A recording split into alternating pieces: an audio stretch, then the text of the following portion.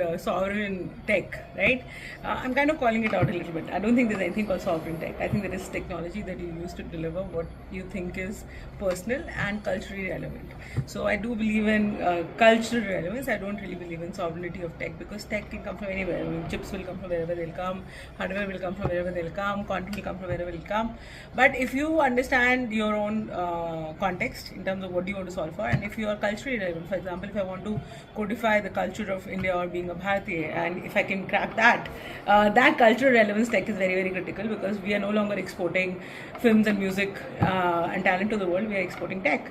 So if you understood that, then you will look for culturally relevant tech which is coming from the heartland of this country, and that will be a very, very interesting solve for making sure that there is a wave of thought which is there in every piece of hardware, software, OS, etc., that has a cultural relevance of India.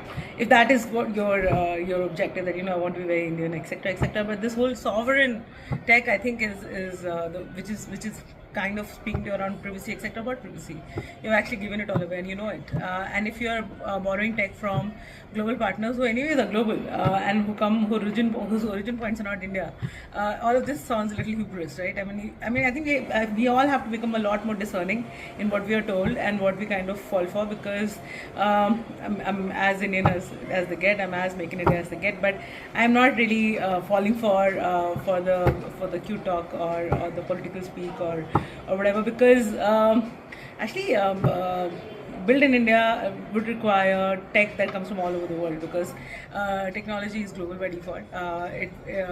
Entrepreneurs, innovators by default, they will always follow what works. They really don't care where that comes from. They will work with whoever can solve problems for them.